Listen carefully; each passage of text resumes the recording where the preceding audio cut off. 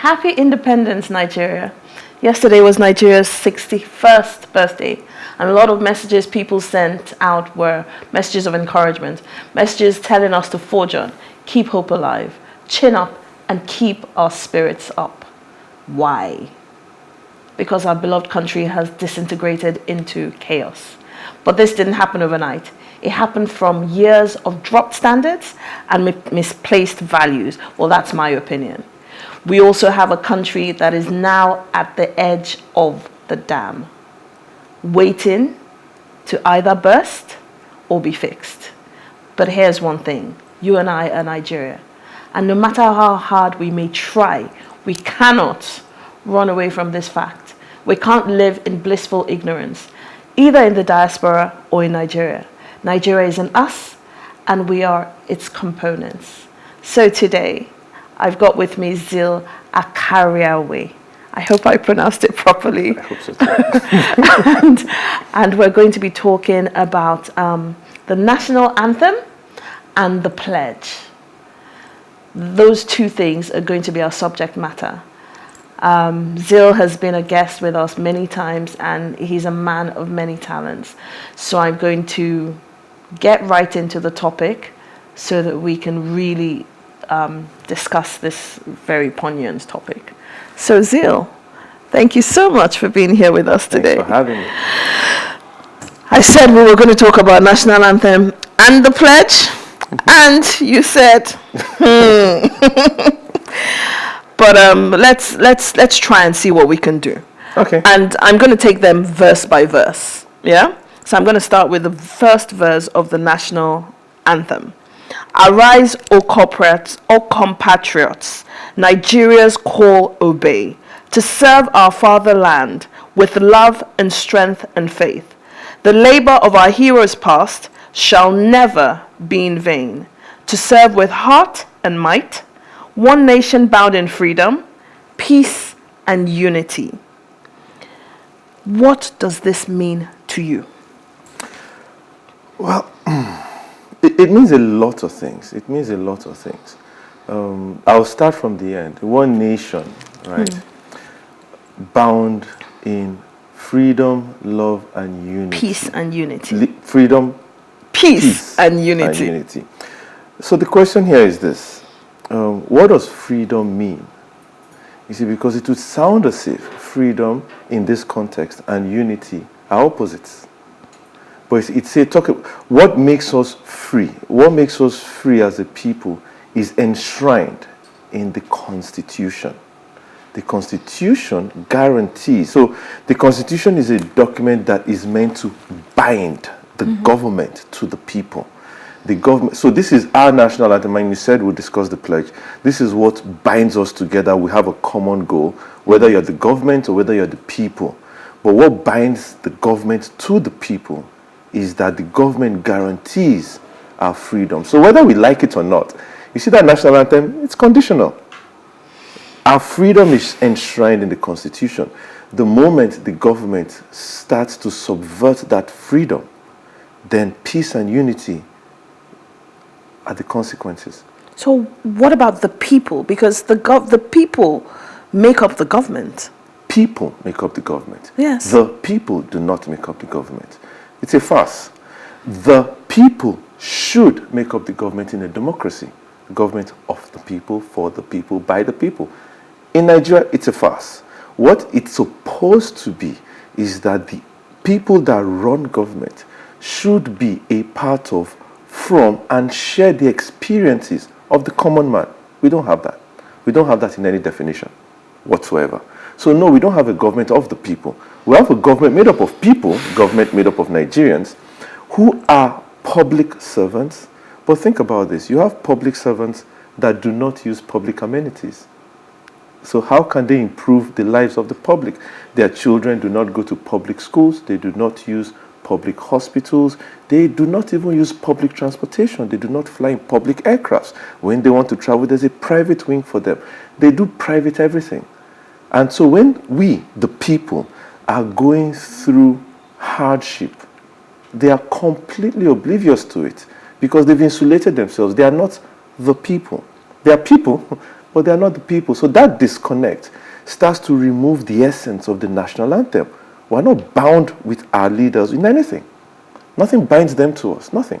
So when my children go to a public school and come back and tell me, I didn't did it, and I'm in shock. Who's teaching you that? And I need to call my legislator, or I need to call somebody that represents me in the educational committee of the Senate. Who do I call?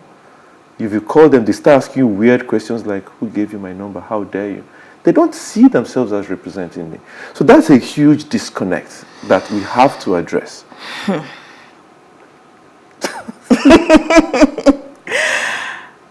Second stanza. Yeah. Okay. O God of creation, direct our noble cause. Guide our leaders right. Help our youth the truth to know. In love and honesty to grow, and living just and true. Great lofty heights attain to build a nation where peace and justice shall reign. Over to you. To build a nation, so two things I would like to say, because we don't have a lot of time. It talks about, it's a prayer, and I love the second stanza. As far as I'm concerned, I would rather do the second stanza than the first stanza of the national anthem any day. This is to build a nation. Okay? Yeah. The first verse talks about a country. Yeah. The second verse talks about a nation. They're not the same thing. I see. Build a nation. A country is a geographic expression. You use, some guys sit down somewhere, they bring out a map and they draw lines. That is a country. It is bound by geography, period. That's all that binds a country, geography. So Lagos State is drawn on a map. The day politicians decide to cut Lagos into two, it is not, so Nigeria is a country. The second stanza talks about a nation. A nation exists outside of a country. You would love for your nation and your country to coincide, but for instance, the Jewish nation pre-existed Israel. There's a Tibetan nation that does not have a country. A nation is an ideology. And that's why the second stanza talks about building a nation. You build. Building is work. And it talks about the youth knowing the truth. Yes. Right? Help our youth to know the truth to know. Help our youth the truth to know. You know what that implies? You can't tell somebody to find what they have. It implies the youth don't know the truth. And so once the youth know the truth, then they can put their energy towards building a nation. That's very specific on what? Nation building? Yes, no, but the verbs, the adjectives used, sorry. The last. In love and hope to grow. Yes. You build a nation and that living just and true. Yes, you're living in justice, you're now living in truth. You separate truth from justice, you have a problem. And where does the energy of a nation, not country, of a nation lie? It lies in the youth. They are the ones with the energy to do anything. They are the ones with the energy, what we call the reckless abandon, to go and seek truth. What we have is not truth. We need to seek it. Now, unfortunately, to seek truth, you need a minimum level of education. And I'm not referring to schooling. I'm referring to education. Now, if you look at the youth population between 18 and 40, right now, the unemployment and underemployment as reported by the National Bureau of Statistics for that age bracket is 50%. You have 10 youth standing. Half of them are either unemployed or underemployed. So all of that energy required for nation building is idle, doing nothing. And youthful energy never does nothing. It's either creating or it's destroying. Yeah. And politicians have taken advantage of that idle energy. And in your opinion, are they building with it? So the national anthem is powerful. If we sit down and dissect it, one verse is a prayer, a request. It's a call to action. It's saying, this is what we want. It's not what we have. If you had it, then we don't need a prayer. You don't pray for what you have. You know, we need something. We need the youth to rise up, to seek truth, not to rise up and destroy. But again, like I said, the government has a role to play in ensuring that we all have education. Unfortunately for us, In the 70s into the early 80s, when we wanted all Nigerians to be literate, we sacrificed education for literacy. So we now have a lot of people. How do you mean? Literacy is about reading and writing. Yes. Education is about thinking and reasoning and planning and strategy. So what we did was we sacrificed education for literacy. Now we have hundreds of millions of people that can read and write but cannot think. I said I wanted a mic drop. That's my first mic drop. OMG. Yeah. So we have people, they can read, they can write, but they can't think. You have a discussion with them and they say things, they're wondering. Education is about asking questions. Why do we have things like this? Why can we not change this? Why are things not better? Why are we doing things this way? That's what education brings out in a human being. It brings out questions. Literacy helps you to read and write. But if you can read and you can write, but you cannot think, of what value is your literacy? So we went on mass literacy programs, but not mass education programs. And that's part of what we need to start fixing. Okay. So I'm now going to go to the pledge because I have questions, but I want to get through this. So I'm going to go to the pledge now. The Nigerian Pledge of Allegiance was recited immediately after playing the national anthem. Yeah? That's the way it's normally done. And it says, I pledge to Nigeria, my country, to be faithful, loyal, and honest, to serve Nigeria with all my strength, to defend her unity and uphold her honor and glory. So help me God. For me, there's some keywords there. Many of them. Yeah. Many. Some of them is her. It doesn't say he. Unlike the national anthem that says fatherland. Yeah. Okay. And then it ends with, so help me God. Which is the part I hate the most, but go on. So, over to you. So I pledge to Nigeria, my country. So the first line, it sounds like an unconditional pledge, but it's not unconditional, it's conditional. But you need to be able to reason it out to see the conditionalities embedded in the pledge. I pledge to Nigeria, my country. I'm pledging to an existing entity. Now, what makes that entity exist as a relationship between me and them to make a pledge? You know what makes that the existence of that relationship? What? The Constitution. I knew you were going to say Yes, the that. Constitution. So the country exists. The country pre-exists me. The Constitution pre-exists me. The country is not 61 years. The country is not 61 years old. The country pre-exists me. The Constitution pre-exists me. So there's a Constitution, right, that pledges that the government will ensure my freedom in certain areas. It says we, the people, agree, but it tells you what the government will do for me, do with me, and do to me on certain conditions. So I become an adult, and I go through that document and say, wow, I have freedom of speech, freedom of association, freedom of expression. That's guaranteed. The government is going to uphold law and order. The government is going to protect my life and my property unconditionally. The government is going to provide me with justice, a system that ensures there's equity in the land. I go through that document based on the promise of government to me. Then I will pledge to Nigeria, my country, to be faithful to what? To the Constitution that you are already faithful to. So the sense is this: if the government breaks that trust, then you are breaking the basis of my pledge.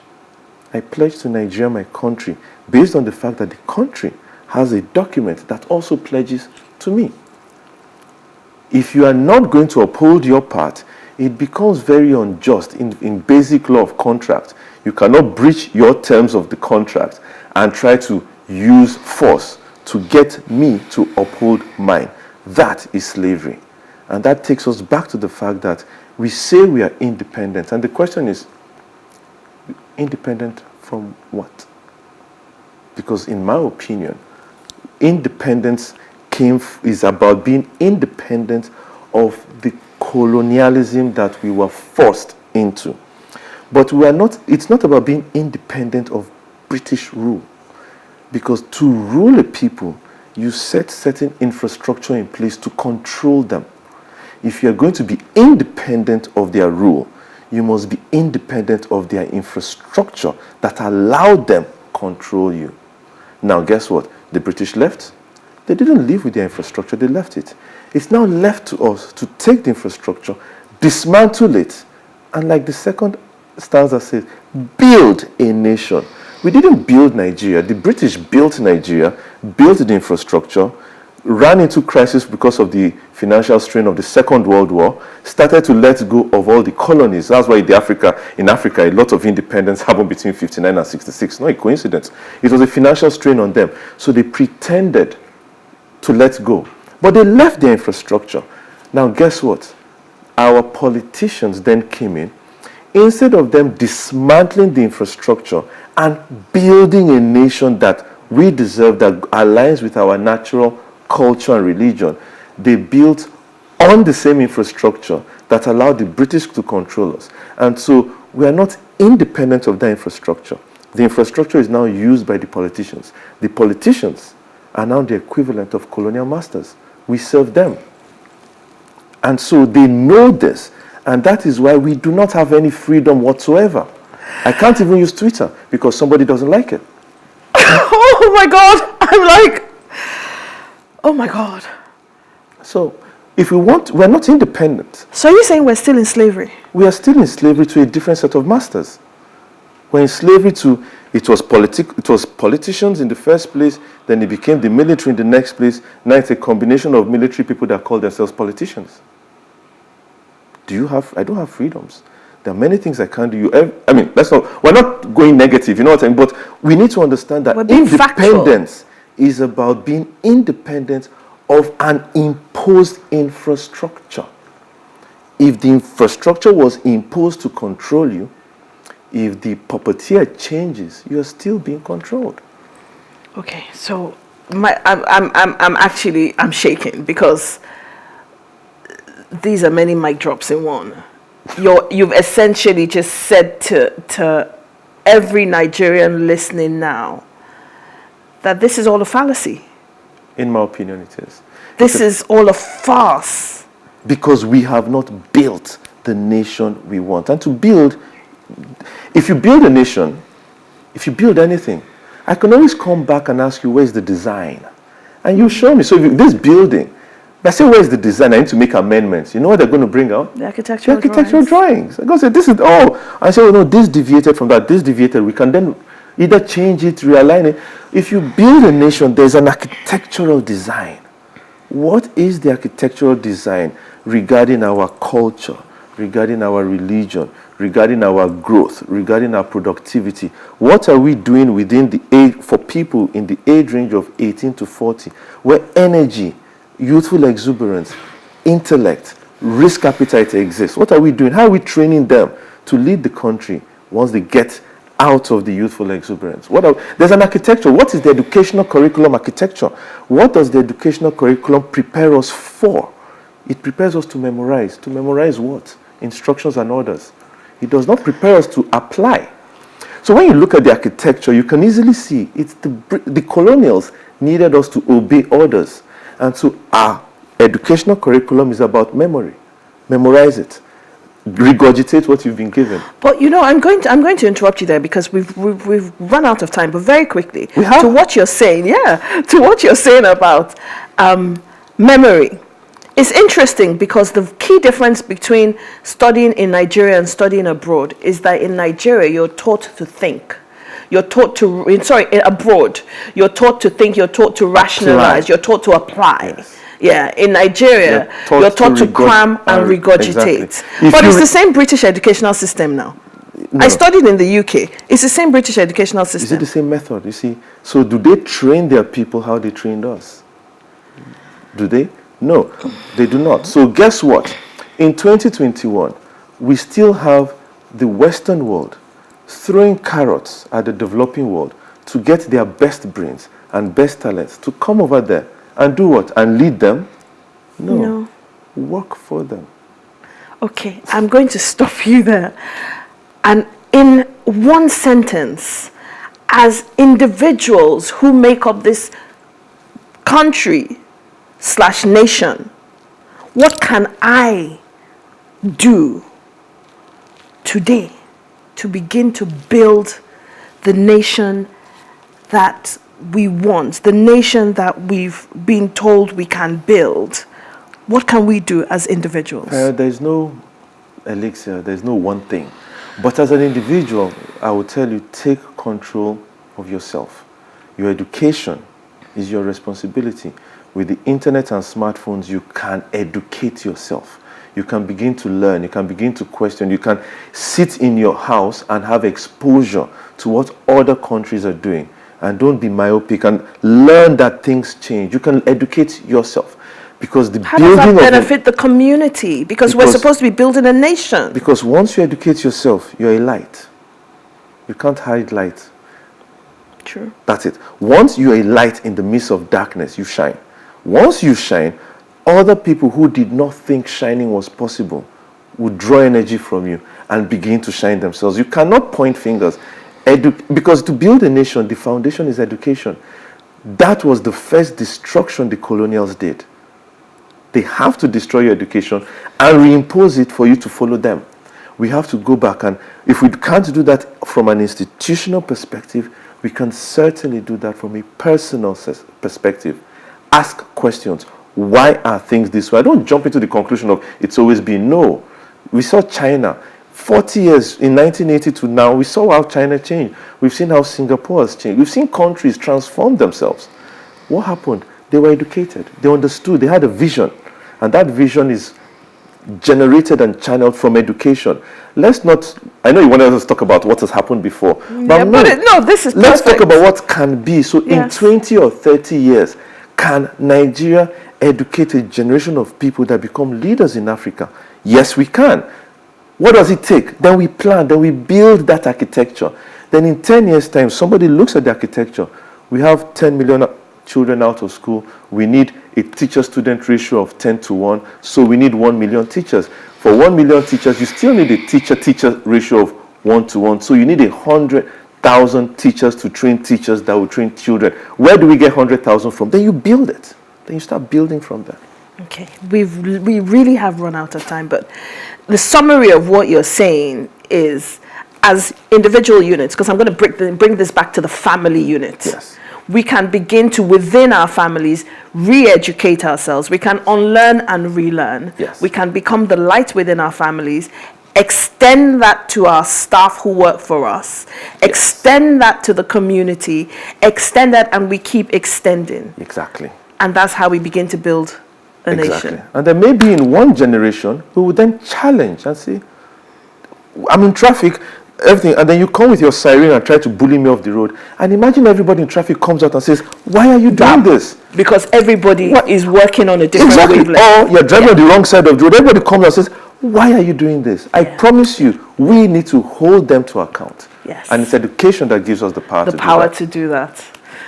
Zeal. Mic drop, mic drop, mic drop. I really hope that this has been insightful for everybody that was listening, because honestly, I'm shaking. I'm like, I can't go back. I can't wait to go and watch this again. Thank you so much. We're going to do this again because we need a lot more time to dissect some more. But thank you so much for being here. It really has been an honor. And I can't wait to have you here again. Anytime. Thank you, thank you. So, John, Helen, and myself are going to very quickly round up the show. So please stay with us for a few more minutes whilst we do that. Thank you.